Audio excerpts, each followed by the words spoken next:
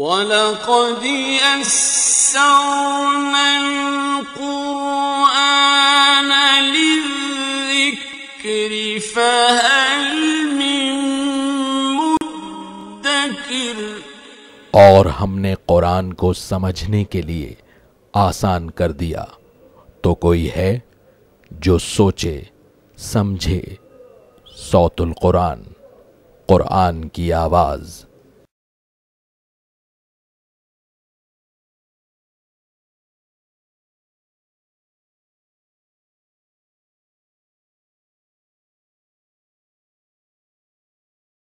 نحمده ونصلي على رسوله الكريم، اما بعد فاعوذ باللہ من الشیطان الرجیم، بسم اللہ الرحمن الرحیم۔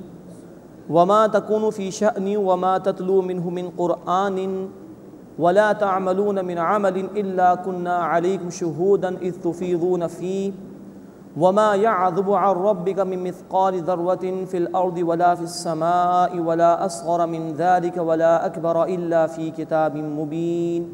صدق اللہ العظیم۔ سورہ یونس آیت نمبر 61 سے ہم اپنا مطالعہ شروع کر رہے ہیں۔ اب 7واں رکوع اس سورہ مبارکہ کا شروع ہو رہا ہے۔ اس میں اللہ تعالیٰ نے تلاوت قرآن حکیم کی اہمیت بیان فرمائی ہے، اللہ کی صفت علم کا بیان بھی ہے، اولیاء اللہ کا تذکرہ کیا گیا ہے اور مشرکین کا رد کیا گیا ہے۔ فرمایا کہ وما تکون فی شأن، اور اے نبی صلی اللہ علیہ وسلم آپ کسی حال میں نہیں ہوتے، وما تتلو منہ من قرآن، اور نہ آپ اس میں سے کچھ قرآن پڑھتے ہیں، ولا تعملون من عمل، اور نہ تم اے لوگوں کو یہ عمل کرتے ہو، الا کنا علیکم شہودا، مگر یہ کہ ہم تم پر گواہ ہوتے ہیں، اذ تفیضون فی، جب کہ تم اس میں مشغول ہوتے ہو۔ ایک تو اللہ کے رسول صلی اللہ علیہ وسلم پر التفات اللہ کا کہ نبی ہر حال میں اللہ آپ کو دیکھ رہا ہے، یعنی کہ اللہ کی رحمت آپ کی طرف متوجہ ہے۔ دوسری بات یہ کہ کہا گیا کہ تمہارے تمام اعمال پر اللہ خود گواہ ہے، کوئی عمل بھی بندہ کر رہا ہو اللہ اسے جانتا ہے۔ لیکن ان اعمال میں سے خاص طور پر تلاوت قرآن کا ذکر الگ کیا گیا۔ خطاب رسول اکرم صلی اللہ علیہ وسلم سے ہے، لیکن ہر اس شخص کے لیے بشارت ہے قرآن حکیم کی جو تلاوت کرتا ہو کہ اللہ تعالیٰ نے بقیہ اعمال کے مقابلے میں اس کو علیحدہ سے بیان فرمایا۔ اللہ ہمیں باقاعدگی کے ساتھ قرآن کی تلاوت کی توفیق عطا فرمائے۔ مزید نوٹ فرمائیے، سورۃ البقرہ آیت نمبر 121 کی روشنی میں ہم نے سمجھا تھا قرآن کی تلاوت کے اصل معنی ہے اس کی پیروی کرنا، تو اس نیت سے پڑھنا کہ ہم انشاءاللہ اس کو سمجھیں گے اور اس پر عمل کریں گے، یہ اصل تلاوت ہے، یعنی قرآن کے پیچھے پیچھے آنا۔ اللہ کے رسول صلی اللہ علیہ وسلم نے فرمایا جامع ترمذی کی حدیث میں اس کی ایک ایک حرف کی تلاوت پر 10 نیکیاں ملتی ہیں، جبکہ سمجھنے کا ثواب یہ ہے کہ ابن ماجہ شریف کی حدیث ہے، اللہ کے رسول صلی اللہ علیہ وسلم نے فرمایا کہ قرآن کی کسی ایک آیت کا سمجھ لینا یہ 100 رکعت نفل سے زیادہ بہتر اور افضل ہے۔ تو اللہ ہمیں سمجھتے ہوئے قرآن پڑھنے کی توفیق عطا فرمائے اور اس کے تقاضوں پر عمل کی توفیق عطا فرمائے۔ اب اللہ کی صفت علم کا بیان آ رہا ہے۔ فلسفیوں میں یہ گمراہی موجود رہی ہے تاریخ میں کہ اللہ نے کائنات پیدا تو کر دی ہے، لیکن اس کائنات میں جو جزیات ہیں اللہ ان کو نہیں جانتا۔ اور رسول جیسے شخص نے بھی یہ کہہ دیا کہ اللہ کل کو تو جانتا ہے، لیکن جو چیزیں جز میں ہیں، جزیات ہیں، چھوٹی چھوٹی چیزیں، اللہ ان کو نہیں جانتا، معاذ اللہ ثم معاذ اللہ۔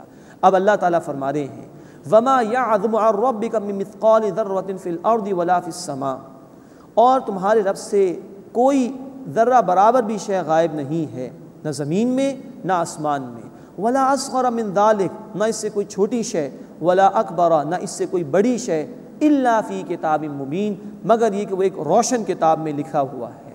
مراد ہے کہ اللہ کے علم قدیم میں یہ بات پہلے سے ہے، لوح محفوظ میں ہر بات موجود ہے، اللہ ایک ایک ذرے کا جاننے والا بھی ہے۔ اس کے بعد اولیاء اللہ کا ذکر ہے، اللہ کے نیک بندے کون ہیں، اللہ کے دوست کون ہیں۔ الا ان اولیاء اللہ لا خوف علیہم ولا هم يحزنون، آگاہ ہو جاؤ جو اللہ کے دوست ہیں نہ ان پر کوئی خوف ہوگا اور نہ وہ غمگین ہوں گے۔ الذین آمنوا، وہ کہ جو ایمان لائے، وَكَانُوا يَتَّقُونَ، اور انہوں نے تقوی اختیار کیا۔ اللہ تعالی ہمیں بھی ان میں شامل فرمائے۔ اب یہاں اللہ کے دوستوں کا ذکر ہے، ان پر نہ کوئی خوف ہوگا نہ وہ غمگین ہوں گے۔ خوف ہوتا ہے انسان کو مستقبل کے حوالے سے، غم ہوتا ہے ماضی کے حوالے سے، لیکن اللہ کے نیک بندوں کا معاملہ تو یہ کہ وہ اللہ کی اطاعت کرنے والے ہیں، تو گزشتہ زندگی پر کوئی غم نہیں ہوگا، اور مستقبل کے حوالے سے کوئی خوف اس لیے نہیں ہوگا کہ جب اللہ کی رضا کے مطابق زندگی بسر کی ہوگی تو اللہ ہم سے راضی ہوگا انشاءاللہ۔ اللہ ہمیں ان میں شامل فرمائے۔ اب اللہ کے دوستوں کی دو صفات قرآن نے یہاں بیان کی، الذین آمنوا جو ایمان لائے، وکانوا یتقون اور انہوں نے تقوی کی روش اختیار کی۔ ایمان وہ کہ جو دل کی گہرائیوں سے قبول کیا جائے، جس کا تقاضا آیا ہے، ہم پڑھ چکے ہیں سورہ النساء آیت نمبر 136 میں، یا ایھا الذین آمنوا آمنوا باللہ ورسولہ، اے ایمان والو ایمان لاؤ اللہ پر اور اس کے رسول صلی اللہ علیہ وسلم پر، دل کی گہرائیوں سے ایمان قبول کرو، جس کا نتیجہ پھر عمل میں آتا ہے۔ اس کو یہاں فرمایا وَكَانُوا يَتَّقُونَ، اور انہوں نے تقوی اختیار کیا، پوری زندگی اللہ کی نافرمانی سے بچتے رہے۔ انہی متقین کا بیان ہے سورۃ البقرہ کے بالکل آغاز میں، ہدی للمتقین، یہ قرآن تقوی اختیار کرنے والوں کے لیے ہدایت ہے۔ پھر ان کی صفات کا بیان ہے، وہ غیب پر ایمان رکھتے ہیں، نماز قائم کرتے ہیں، اللہ کے دیے ہوئے رزق میں سے خرچ کرتے ہیں، ہر وحی پر ایمان رکھتے ہیں، آخرت پر یقین رکھتے ہیں۔ انہی متقین کا ذکر آیا تھا سورہ البقرہ آیت نمبر 177 میں، نیکی کی حقیقت وہاں بیان کی تھی۔ ایمان بھی رکھتے ہیں، انسانی ہمدردی کا جذبہ بھی ان میں ہے، نماز بھی قائم کرتے ہیں، زکوٰۃ بھی ادا کرتے ہیں، وعدوں کو پورا کرتے ہیں، صبر کرتے ہیں، اللہ کے راستے میں جنگ کا موقع آئے اس میں بھی صبر کرتے ہیں۔ مزید متقین کا ذکر ہم پڑھیں گے انشاءاللہ سورۃ الحجرات آیت نمبر 15 میں۔ اللہ کے نیک بندے تو وہ ہیں جو جہاد کرتے ہیں پھر اللہ کے راستے۔ اللہ کے نیک بندوں کا ہم نے ذکر پڑھا سورہ آل عمران آیت 146 میں، کتنے ہی اللہ والوں نے انبیاء کے ساتھ مل کر قتال کیا۔ تو اولیاء اللہ کا یہ تصور قرآن ہمیں دیتا ہے کہ جو دل کی گہرائیوں سے ایمان لانے والے ہوں اور اسی طرح اللہ کے راستے میں محنت کرنے والے ہوں، اور اس محنت کی انتہا یہ ہے کہ اللہ کے دین کے لیے جد و جہد کرنے والے ہوں، یہ رخ ہے اللہ والوں کا۔ اللہ ہمیں حقیقی ایمان عطا فرمائے اور پوری زندگی اپنا تقوی اختیار کرتے ہوئے زندگی بسر کرنے کی توفیق عطا فرمائے۔ اب ان کے لیے اللہ کے انعامات کا ذکر ہے۔ لہم البشریٰ فی الحیات الدنیا، ان کے لیے دنیا کی زندگی میں بشارت ہے، وفی الآخرہ اور آخرت میں بھی، لا تبدیل لکلمات اللہ، اللہ کی باتوں میں کوئی تبدیلی نہیں، ذالک ھو الفوز العظیم، یہی عظیم کامیابی ہے۔ نوٹ فرمائیے ابن عباس رضی اللہ تعالی عنہ نے فرمایا کہ اللہ کا ولی وہ ہے کہ جسے دیکھ کر اللہ یاد آ جائے، جو 24 گھنٹے اللہ کی اطاعت کرتا ہے، اور جو اللہ کی اطاعت کرنے والا ہوگا وہ اللہ کی نافرمانی کو برداشت نہیں کر سکتا، تو وہ ایک طرف اللہ کا متقی بندہ بھی بنے گا اور دوسری طرف اللہ کی نافرمانی کو مٹانے کی کوشش بھی کرے گا۔ یہ بھی ہے جو ابن عباس رضی اللہ تعالی عنہ نے بیان فرمایا کہ ولی وہ ہے جس کو دیکھ کر اللہ یاد آ جائے، اور مزید انہوں نے فرمایا کہ ولی وہ ہے جو لوگوں کے لیے بلوث خدمت کا جذبہ رکھتا ہو۔ لوگوں کی سب سے بڑی خدمت یہ ہے کہ ان کو اللہ کے دین کی طرف لایا جائے اور ان کو جہنم کے عذاب سے بچانے کی فکر اور کوشش کی جائے۔ ذالک ھو الفوز العظیم، یہ سب سے عظیم کامیابی ہے۔ ولا يحزنک قولہم، اور اے نبی صلی اللہ علیہ وسلم ان کی بات آپ کو غمگین نہ کرے۔ ان العزت للہ جمیعا، بے شک عزت تمام کی تمام اللہ کے لیے ہے۔ هو السمیع العلیم، بے شک وہ خوب سننے والا علم رکھنے والا ہے۔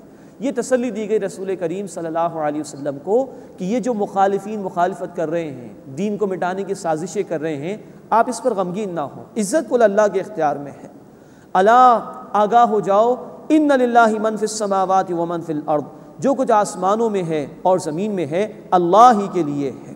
وما یتبع الذین یدعون من دون اللہ شرکاء، اور کس کی پیروی کرتے ہیں وہ لوگ جو اللہ کے سوا شریکوں کو پکارتے ہیں؟ اب جواب دیا گیا ان یتبعون الا الظن، وہ تو صرف گمان کی پیروی کرتے ہیں، وان هم الا یخرصون، اور وہ قیاس آرائیہ کرتے ہیں۔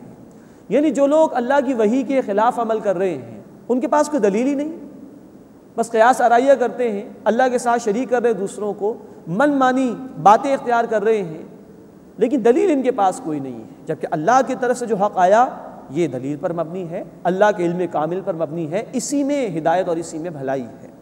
هو الذی جعل لکم اللیل لتسکنوا فیہ، وہی اللہ ہے جس نے تمہارے لیے رات کو پیدا فرمایا کہ اس میں سکون حاصل کرو، والنہار مبصرا، اور دن کو روشن بنایا، مراد ہے کہ اس میں کام کاج کرو۔ یہ ہے فطری ترتیب جو اللہ نے عطا فرمائی، رات سونے کے لیے، دن کام کاج کے لیے۔ رات کی 4 گھنٹے کی نیند کے مقابلے میں دن کی 10 گھنٹے کی نیند بھی کوئی حیثیت نہیں رکھتی۔